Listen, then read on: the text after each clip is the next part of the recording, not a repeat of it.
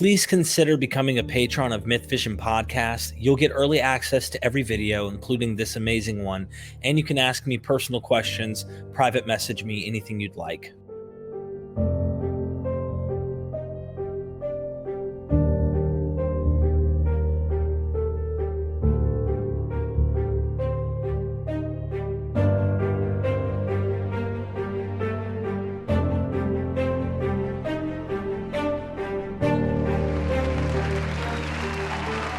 Professor Elaine Pagels, you wrote this book on Revelation. I love every word, every jot and tittle, and I will put the plagues on anyone who tries to change your letters. I'm just kidding. In this particular book, I really love this idea about this dragon, the land, the sea, the chaos. You mentioned in your book that God fights Leviathan. We know John is this prophet. He's this prophet, old traditional, probably spoke Aramaic. He seems to be very Jewish, but a follower of Jesus, not Pauline-ish, obviously. But he's harping back to when Yahweh fights Leviathan. Yes. But Leviathan, in John's mind, this author on the island of Patmos, sees that this dragon obviously hasn't been completely defeated. Because if it was, why is this all around us happening? My people are being persecuted. Look what happened to God's temple and God's people, and Rome is ruling. So this dragon, this sea will be no more. What's going on with this? Yes. Where's this mythos come from? And then we'll go into the woman that was pregnant running in the wilderness and the dragon chasing her and all that good stuff. Well, that's a lot all at once. I know. But, you know, as we've said, the book of Revelation is about a battle between the forces of good and evil. And John knew that in the Psalms and hints in the prophet Isaiah, there was the idea that in the beginning of time, just as in the Babylonian creation story, the sea, the primordial sea, is seen as a great goddess, seen as the goddess Tiamat. And she is both the mother of all living beings, and she's also a dangerous, threatening figure. And Jews were not seagoing people. The Greeks like to sail.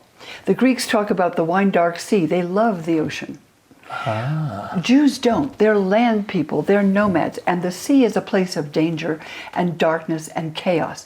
And they imagined that in the sea there was a dragon, like the Babylonian vision of the great female dragon, sometimes seen as a male dragon, but named Leviathan, is sort of the evil energy that lurks in the ocean depths. There's a scholar at Harvard, John Levinson, who wrote a book about it, saying, well, the idea that is that in the beginning, before God created the world, he had to contend with chaotic forces of evil like a primordial ocean.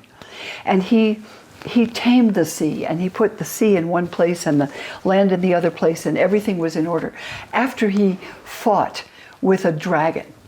But later prophets, when their people were attacked by the Egyptians and by the Babylonians, and Israel was destroyed, they said, well, the Babylonians are part of this chaotic evil energy.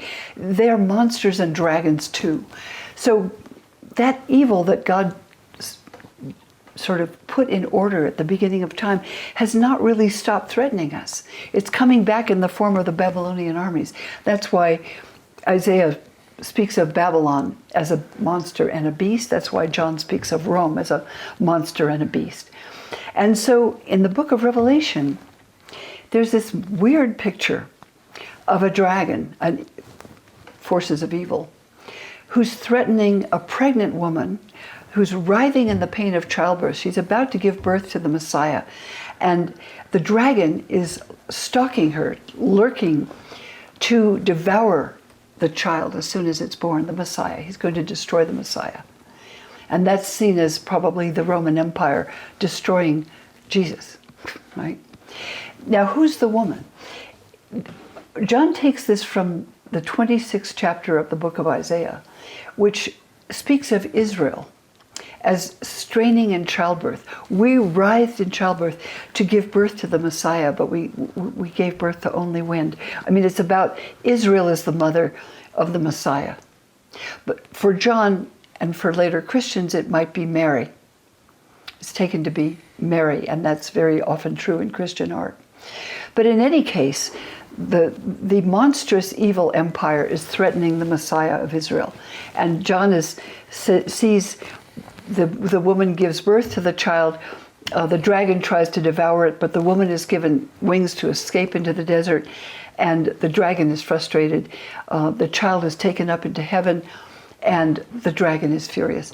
This is John's symbolic picture of the Roman Empire threatening the Messiah, Jesus. He dies, and he's taken up into heaven. And then the dragon is so furious that he has lost his prey, that he makes war on the woman and her children. Now, these are either the children of Israel or the children of the church, depending on your interpretation. And so the idea there is that the dragon then was so angry that he went up into heaven and started a war with the archangel Michael, and he was beaten down and thrown down to earth. And then there's a war on earth between God's people and Satan's people, which John would understand as the followers of Jesus and the Romans who try to kill them and torture them. This is interesting because this came to mind, and it's probably because I've read it this way before, but it sounds like the dragon could be symbolically representative of Herod, only because Herod's chasing this woman looking to kill, like in Matthew, where he's trying to kill the newborn, and they got to escape. So they go out to the wilderness, or Egypt, if you will, to get away. And it sounds like that could fit that. I'm not going to say it's certain, but it certainly could, because it's Herod worked for Rome. Again, it's an image. So I have thought of it as Rome, but it could be any evil power, and Herod was understood to be an instrument of Rome. Exactly. Right? So he could certainly be seen as the one who tried to kill the infant Jesus and so forth. Right. In any case, Jesus escapes the powers that try to destroy him, but it sets off a battle, and John believes he's living in the battle. Jesus has died, he's up in heaven, and he will return with the forces of heaven to finally annihilate the forces of evil on earth, the monsters which are the powers that rule the earth now. He binds that old serpent, that dragon, and it's referred to Satan. And that's Isaiah's language. It talks about Leviathan, that old serpent, also identified as the sea. So all of these images play together in the prophecies.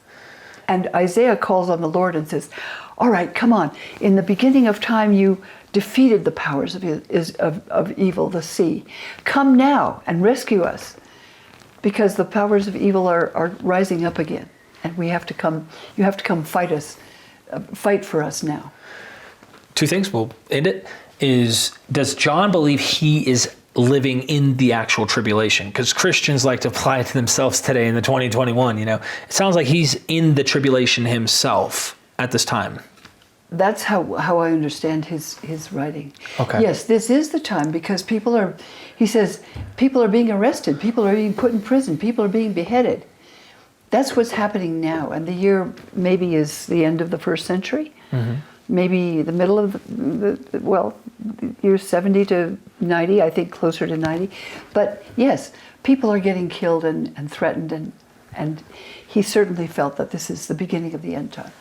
And the 1,000 years that's described, I heard a lot of scholars talk about it being millenarians or something. I can't remember how they described it. Millenarians. Well, the 1,000-year reign of Christ is, after the battle in which the forces of evil are defeated, John says that Jesus will reign on earth for 1,000 years, and this will be the glorious kingdom.